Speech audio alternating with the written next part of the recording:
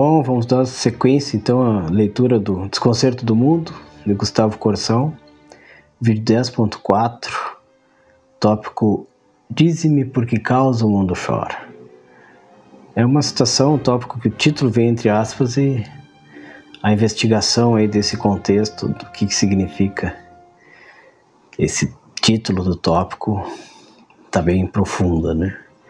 É uma citação de Camões, Elegia 10ª, de Sexta-feira de Doenças, um díptico de cantar profano e cantar divino, de Camões.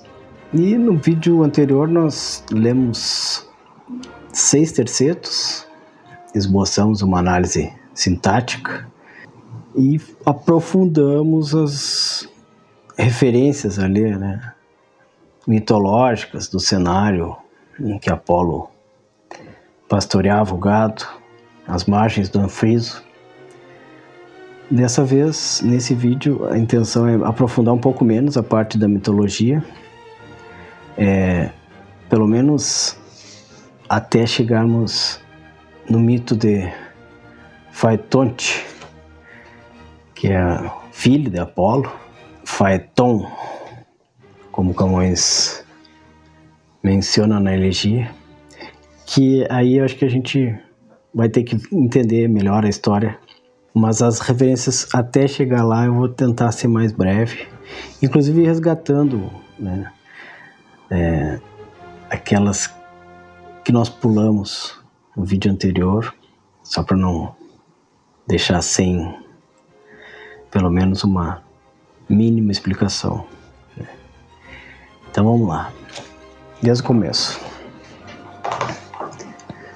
Divino almo pastor Délio dourado, a quem de Anfriso já viram os prados guardar formoso, rico e branco gado, aos quais adormentavas enlevados no doce som da lira e alternando com versos e cantares namorados, e as ninfas e pastoras ensinando o caminho de Cipro e dos amores, as onças, feras e aves enlevando. Cipro, caminho de Cipro e dos amores. Cipro é Chipre, a ilha de Afrodite, de Vênus.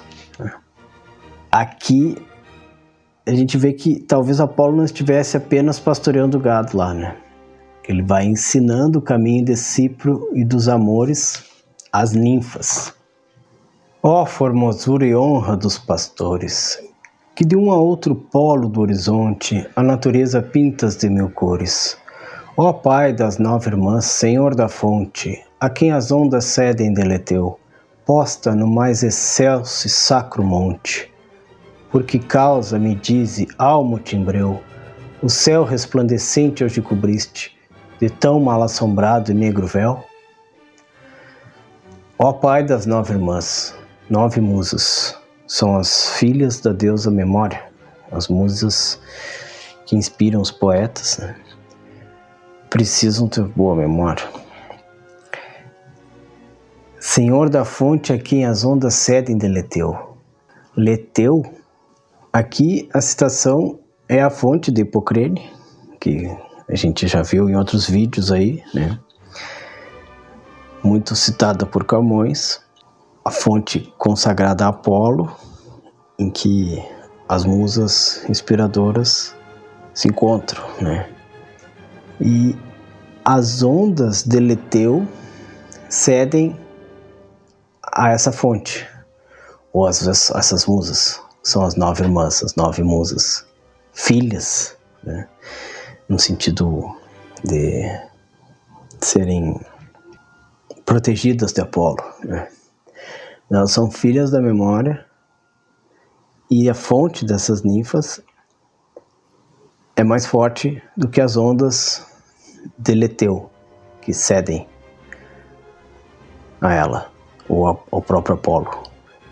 Lete é o nome do rio no Hades, que é o rio do esquecimento, né? Então, quem bebe as águas desse rio, quem se banha nesse rio, esquece o que aconteceu nas vidas passadas. Então, é a memória vencendo o esquecimento O intuito dos poetas aqui, né? Na época em que muito pouca gente sabia ler, era muito difícil escrever um livro, imprimir, né? Ou copiar. A poesia, ela servia, o ritmo e a rima dela servia para que as pessoas memorizassem e pudessem contar as histórias, né? Então, é isso.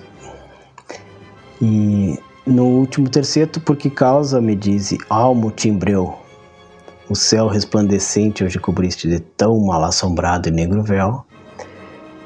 Timbreu, a gente tinha comentado que é o almo, é o mesmo almo pastor, né? Aqui o almo timbreu porque havia um altar consagrado a Apolo na cidade de Timbra. E assim chegamos ao verso 19, em que avançaremos na leitura da elegia. Se lembranças te fazem, Febo, triste, de Dafne, para ti tão fera e crua, a quem com tal vontade já seguiste. Dafne, o primeiro amor de Apolo, né? Filha de Peneu. Então, Dafne era filha do rio Peneu, que era o rei dos rios aqui, né? O chefe dos rios do prado em que corria também Anfriso. Anfriso era um dos filhos de Peneu, né? Então, Dafne era filha de Peneu e era uma musa, né? Uma ninfa que não queria saber de ceder as investidas de Apolo, o primeiro amor de Apolo. E aí ela se transformou num loureiro, né? Numa árvore de louro. Por isso que Apolo usa a coroa de louros, né? Para lembrar de Dafne. Diz que os louros da vitória, né? São uma referência a Dafne. Então, é uma lembrança triste para Apolo, que ela rejeitou e ele foi transformado num loureiro. Lembrando sempre que a nossa referência aqui, né, são as metamorfoses de Ovídio. Então, no vídeo anterior vimos que Io, filha de Ínaco, neta de Peneu, sobrinha de Anfriso, era outra ninfa dos rios aqui desse prado, na Tessália. Io foi transformada, metamorfoseada numa vaca, né, numa novilha. E Dafne num loureiro, numa árvore, né? No caso aqui, seguida com muita vontade por Apolo, mas uma lembrança triste. Vamos de novo, então, para entender. Com mais um avanço aqui nos tercetos, nos versos. Se lembranças te fazem, Febo, triste, de Dafne, para ti tão fera e crua, a quem com tal vontade já seguiste, também te lembrará como por tua causa foi transformada em vez de rama, por não se ver da roupa casta nua. Foi por não se ver da roupa casta nua, por não se despir, ela foi transformada em rama, em loureiro. É uma lembrança triste para Apolo da rejeição do que ele fez com Dafne, né? Por onde aquela dor e aquela chama no insensato corpo difundida, nenhum vigor nem força já derrama. Ela perdeu o vigor e a chama, perdeu a força. Virou uma árvore. Pois tu, da praia espéria esclarecida, adonde Tétis, Xanto e Galateia, a teus cavalos vem tirar a brida, e a formosa Clio e Panopeia, com dores sobre as ondas levantadas, te vem receber com boa estreia. e ainda estás aquém 2 jornadas, e no outro hemisfério a noite escura tem as noturnas sombras encerradas. Pois tu da praia espéria esclarecida, adonde chanto Tétis e Galateia, a teus cavalos vem tirar a brida. Então, essa praia aqui é o extremo ocidente, né? Onde acaba a terra e o sol mergulha, né, no mar. Na verdade é uma praia, é o final da terra, uma praia. A partir dali tem só o mar, né? Essa é a Hespéria. Tétis é a esposa de Oceano. Ela mora além da Hespéria, além dessa praia. Então, no próprio oceano, no próprio mar, né? Xanto é um rio e Galateia é uma ninfa marinha. Então, Tétis, Xanto e Galateia, um rio, uma ninfa e a esposa de Oceano. Lá na praia Hespéria, que é o fim do mundo, onde acaba a terra, onde começa o mar no horizonte, no extremo ocidente,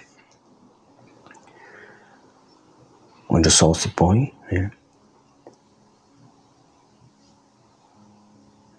Esses 3 entes aí, né, da mitologia, vêm tirar o freio dos cavalos de Apolo, né? Desenfrená-los, libertá-los, depois deles percorrerem a longa jornada do dia puxando o sol, né, pelo céu. Então, é quando eles são liberados do trabalho do dia, os cavalos. E a formosa Clio e Panopeia, com Dóris sobre as ondas levantadas, também receber com boa estreia. Então, Clio, Panopeia e Dóris são uma musa. Clio, a musa, uma daquelas 9 musas, né, que é a musa da história. Panopeia é uma nereia, uma sereia, e Dóris é sua mãe, filha de Tétis. Então, Tétis ajuda a desenfrenar os cavalos, e uma filha e uma neta de Tétis, que é uma sereia, uma nereida, junto com a musa Clio, vem receber, né, Apolo no final dessa jornada. Então, pois tu que tem, né, toda essa recepção e essa ajuda no final do dia, está aquém 2 jornadas, e ainda estás aquém 2 jornadas, e no outro hemisfério a noite escura tem as noturnas sombras encerradas. Então, está atrasado. Então, o que Apolo cobriu de tão amaldiçoado, como dizem lá Júlia Castilhos, e negro véu o céu? Já há 2 jornadas atrasado. Faz 3 dias que o sol não se levanta. É isso? Tudo por causa da tristeza desse pastor divino, né? Será por causa da lembrança de Daphne? E segue. Se acaso a caída e má ventura de Faeton te lembra, cuja morte te deu sempre jamais tanta tristura, o não teres tu culpa te conforte, que o moço de soberbo não podia cair em menos miserável sorte. Faetonte, filho de Apolo e Clímene, que é outra filha de Tétis. Então, com Clímene, Apolo teve um filho chamado Faetonte, que caiu numa má aventura e morreu.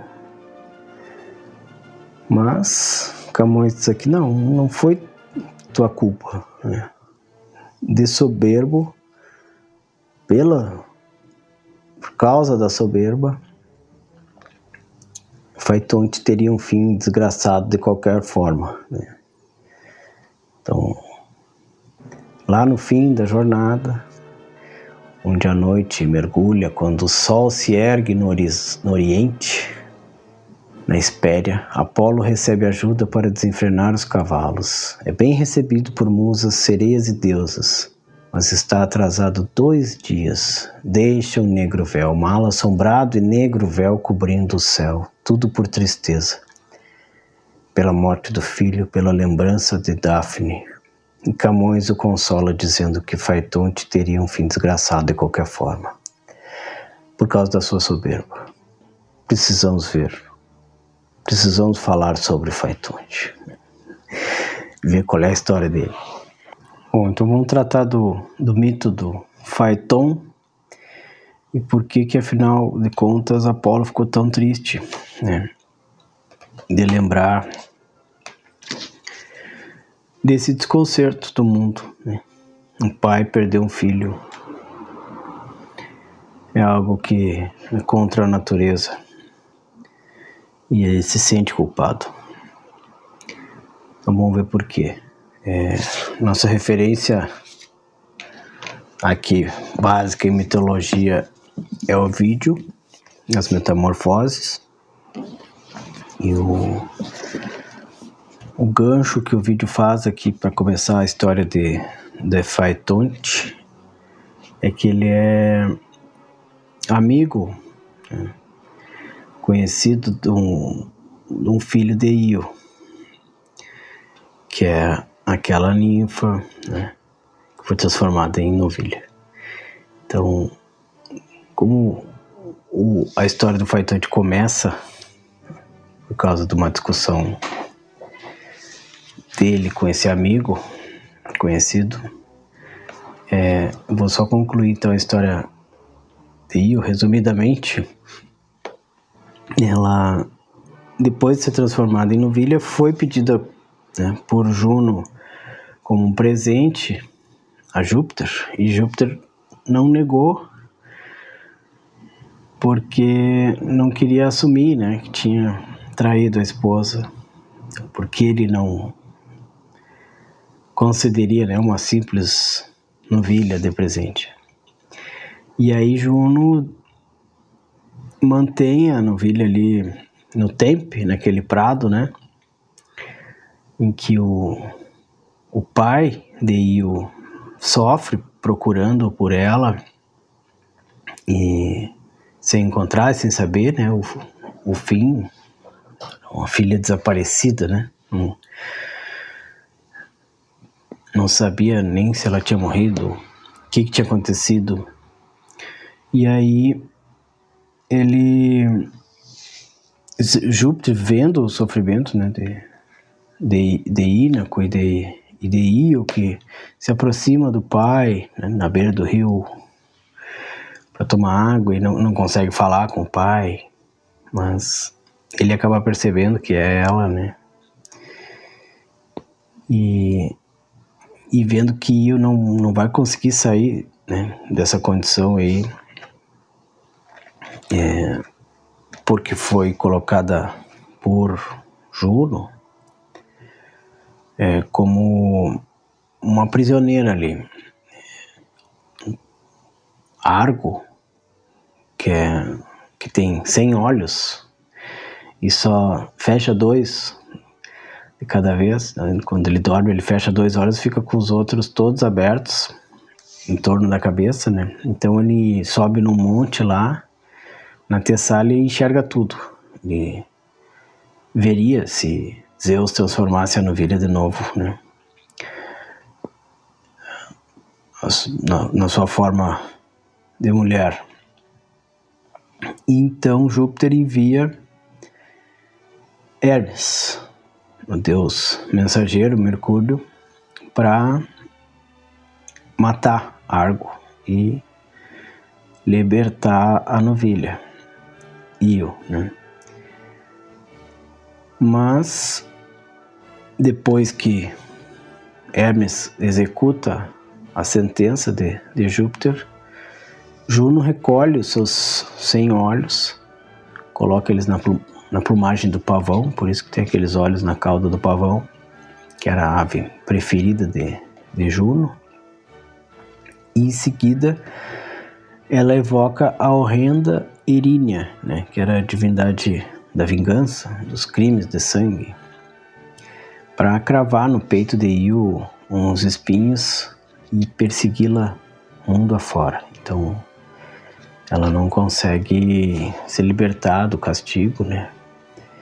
E acaba que Zeus tem que implorar por ela, porque Io vai vagando, assim, chega até o Egito, às margens do Nilo, onde ela já deita assim, né, implorando pela morte, pelo fim da tortura. Ela pede para Júpiter que mate ela, então, né?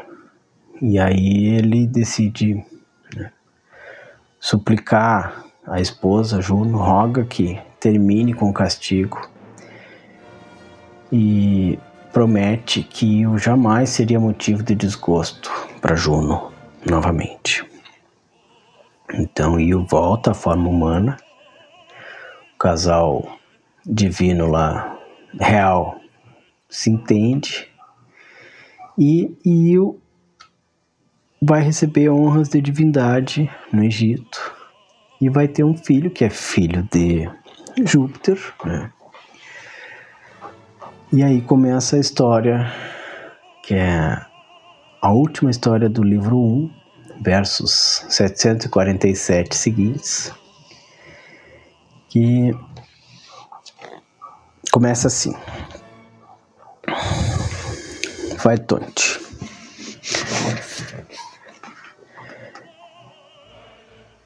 Io é agora uma deusa venerada por uma multidão vestida de linho. Agora cresce finalmente que Épafo nasceu do sêmen do magno Júpiter. Então o filho de Io é Épafo, né?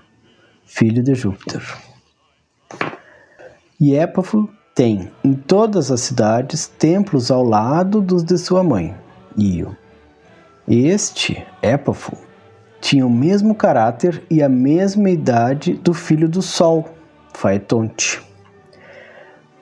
Vangloriando-se este, um dia, orgulhoso por ter Febo Apolo por pai, e recusando ceder-lhe o neto de Ínaco, Épafo, não suportou a ousadia e gritou-lhe: insensato!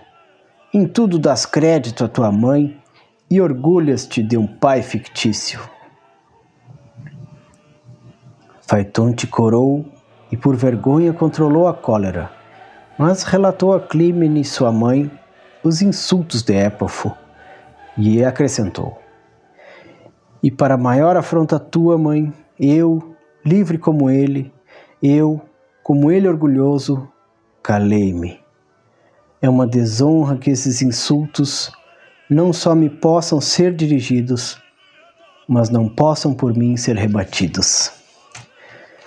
Esse é um sentimento que a gente tem às vezes, né? De não conseguir rebater e falar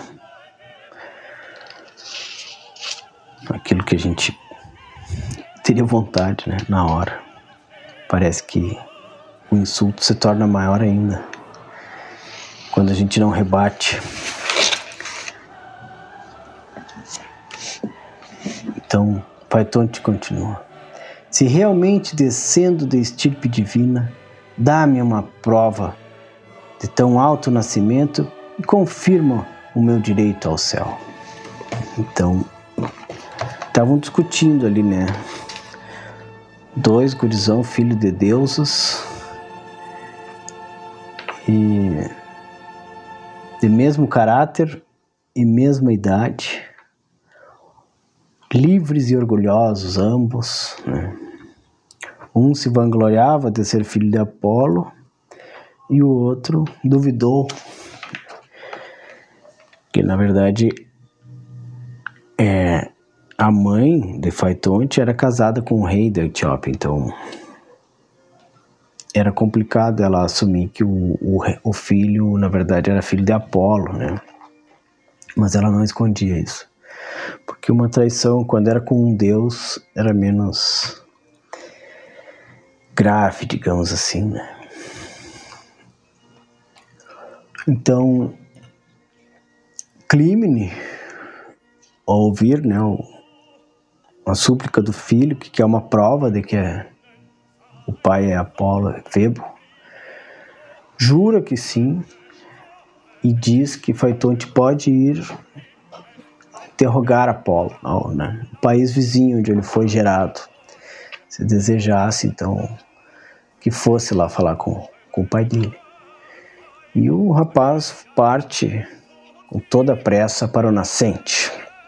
E assim acaba o livro 1 das Metamorfoses, e o livro 2 começa com a história de Faetonte, e são quase 370 versos essa história. Então, vamos ler alguns trechos. Começa com uma descrição do Palácio do Sol, que foi, né, adornado ali, cinzelado por Vulcano, e Faetonte chega, entra na morada do pai e fica um pouco afastado, assim, porque de perto ele não suportaria a luz.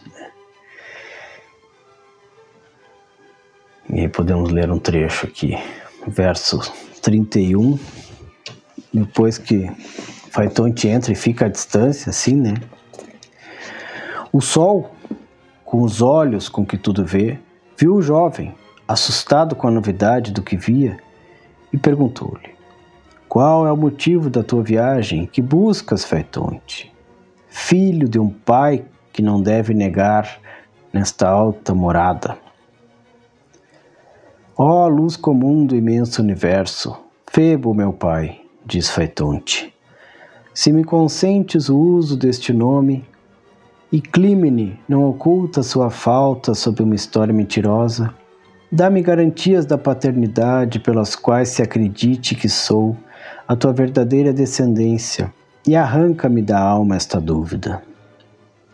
Acabando ele de falar, seu pai depôs a coroa de brilhantes raios com que cingia a cabeça e mandou-o aproximar, e abraçando-o disse: tu não mereces que eu negue que és meu, e Clímene revelou-te a tua verdadeira origem. E para que não tenhas dúvidas, pede o presente que queiras e te-lo-ás, porque eu te darei. Seja testemunha do que prometo à lagoa, que meus olhos nunca viram, pela qual juram os deuses. Que é a lagoa Estígia, né, no Hades. Mal tinha acabado, pede Faetonte o carro paterno e o direito de governar por um dia os cavalos de pés alados. Arrependeu-se o pai de haver jurado, e sacudindo 3 ou 4 vezes a cabeça, disse: as tuas palavras tornaram temerárias as minhas. Oxalá pudesse não dar o que prometi. Confesso, filho, que apenas isto te negaria. Tenho o dever de te dissuadir. O teu desejo não é prudente. É grande o presente que pedes, Faetonte, e não convém nem às tuas forças, nem aos teus verdes anos. É de mortal a tua condição, e não é de um mortal o que pedes. Na tua ignorância pretendes até mais do que cabe aos deuses, ainda que cada um esteja satisfeito. Mas nenhum consegue manter-se no carro portador do fogo, exceto eu. Nem mesmo o Senhor do vasto Olimpo, que com sua terrível destra lança os feros raios, conduziria este carro. E que temos nós maior do que Júpiter? A primeira parte do caminho é a pique, e de manhã os cavalos, embora frescos, transpõem-na com dificuldade. A intermédia é a mais alta no céu. Dali eu próprio às vezes tenho medo de olhar o mar e a terra, e o coração palpita-me de pavor. A última tem uma grande inclinação e carece de um comando firme. Aí mesmo a própria Tétis, que para não me precipitar no abismo, me recebe sobre as ondas, costuma ter medo. Apolo Então jura, né, que vai dar o filho pedir em prova da paternidade, mas se arrepende, tenta fazer ele mudar de ideia. Ele quer o carro de Apolo para guiar o sol por um dia, né? E ele diz: nem te será fácil governar corcéis animados pelo fogo, que levam no peito, que expelem pela boca e pelas ventas. Mal me toleram a mim, quanto a seu fogoso caráter se manifesta e a cerviz resiste às rédeas. Tu, porém, filho, para eu não ser autor de um favor funesto, previne-te, e enquanto é possível, corrige teu desejo. Então, Faitonte rejeita essas advertências, vai manter o seu propósito, ele arde de ânsia pelo carro. Então, o Apolo tenta dissuadi-lo, não consegue, né? Então resolve dar os últimos conselhos ali de que Faitonte use mais as rédeas e menos o chicote, de que ele siga o trilho para não subir demais, não aquecer a mansão celeste e nem descer, ele assim atearia fogo à terra, né? E finalmente larga o filho nas mãos da fortuna, né? Que ela cuide melhor dele do que ele próprio. Os cavalos, quando eles sobem no carro, sentem, né, que o carro está mais leve, que a rédea está solta quando eles são liberados assim da barreira que prende eles. Já saem do trilho, o Faitonte se apavora, se arrepende, mas aí já está muito alto. E quando ele vê o escorpião no céu, que ameaça feri-lo ali, o escorpião da constelação, né, do zodíaco, o Faitonte enlouquecido larga as rédeas, e aí,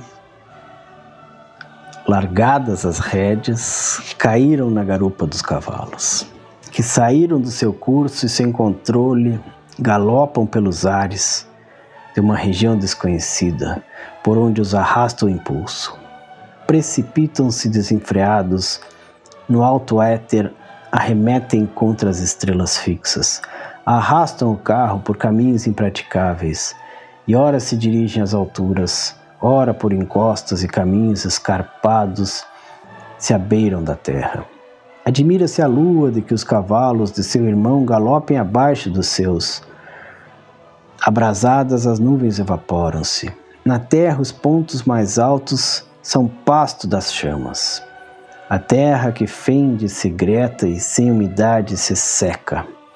Os prados branqueiam, arde a árvore com seus ramos.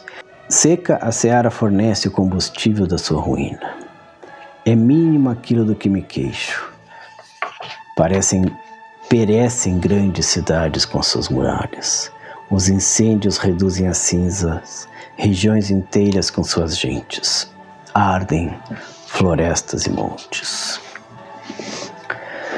E foi então, segundo se crê, que os povos etíopes, ao subir-lhes o sangue à superfície do corpo, se tornaram negros.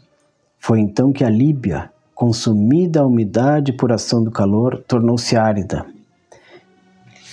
Então, aqui, né, a história do Faitonte ajuda a explicar as características ali da África, né, dos povos da África, dos desertos. E segue a história. Os peixes buscam as profundezas e os curvos golfinhos não se atrevem a saltar sobre o mar como costumavam. Os corpos das focas de ventre para o ar flutuam sem vida ao cimo das águas. Disse que o próprio Nereu, Dóris e as filhas se abrigaram nas já quentes cavernas. Por 3 vezes, de rosto irado, tentara Netuno tirar do mar os braços. Por 3 vezes, não suportou o calor do ar. Nem Netuno conseguia sair do mar. Rodeada como estava pelo oceano, entre as águas do mar e as fontes, que por todo lado se haviam retirado, escondendo-se nas negras entranhas da própria mãe.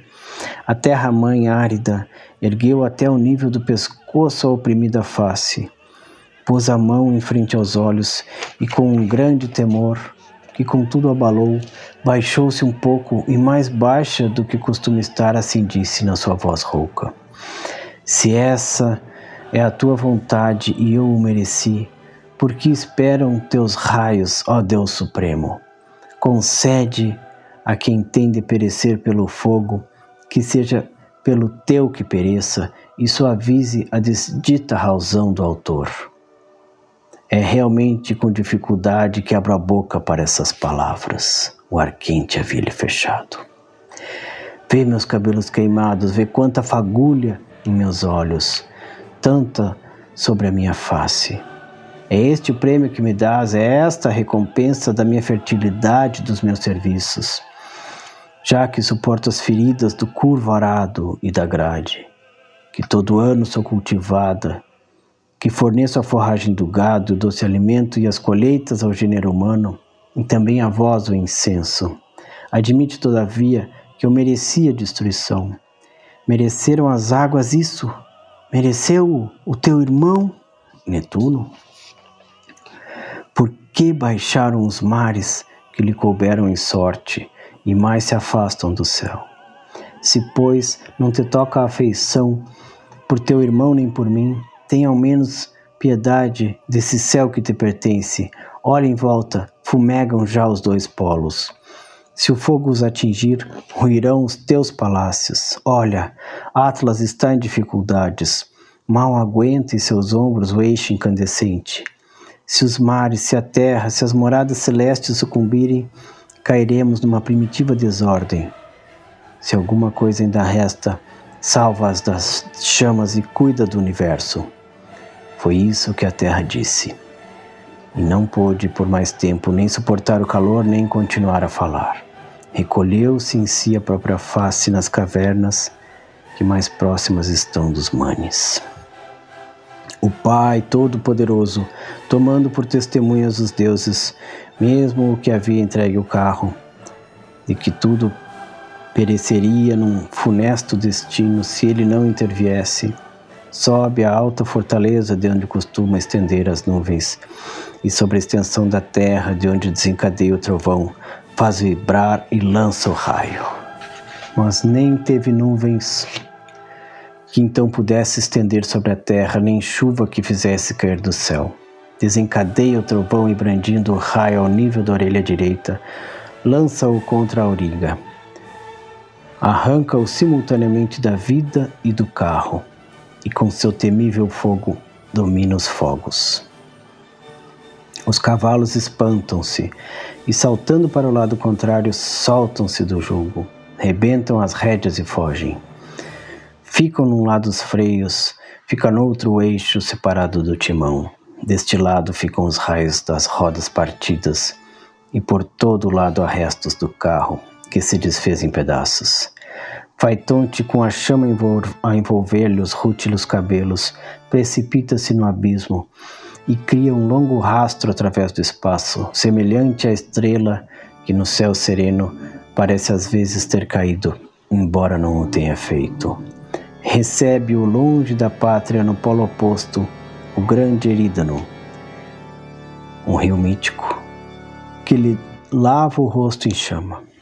As náiades da Hespéria depositam num túmulo o corpo que fumega por ação da trífida chama e registram na pedra este epitáfio: aqui jaz Faetonte, a auriga do carro paterno. Se não o dominou, tombou, todavia com grande ousadia. Então, amargo luto, o infeliz pai esconder o rosto, e a darmos crédito à tradição, disse que houve um dia sem sol. Eram os incêndios que alumiavam. Algum proveito houve naquela catástrofe. Clímene, depois de haver dito tudo o que havia a dizer em tamanha desgraça, enlutada e fora de si, rasgando os seios, percorreu o mundo, e procurando o corpo inerte primeiro e os ossos depois, encontrou estes, mas enterrados nas margens de um rio estrangeiro. Deitou-se no chão e, enquanto lia no mármore o nome, chorou sobre ele e aconchegou-o com seu peito nu.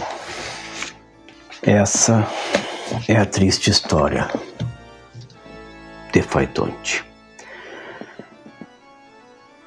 Essa é a causa porque Apolo chora, cobriu o céu de véu negro e mal assombrado.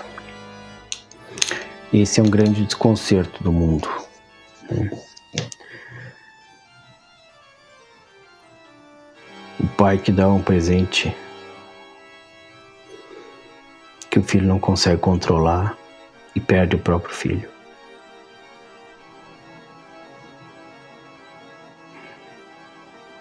É uma causa porque o mundo chora.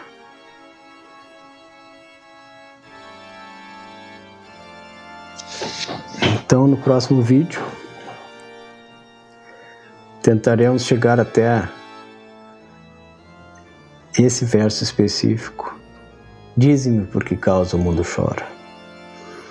E quem sabe até um ponto além ali, resgatando um pouco do artigo de Camilo Maria, que menciona Faitonte, o Camões, é uma espécie de resenha dessa elegia de Sexta-feira de Doenças. E algumas outras referências ali também sobre essa transição, né? Como é que ele faz a mudança ali do tema pagão para a parte cristã. Segue o baile.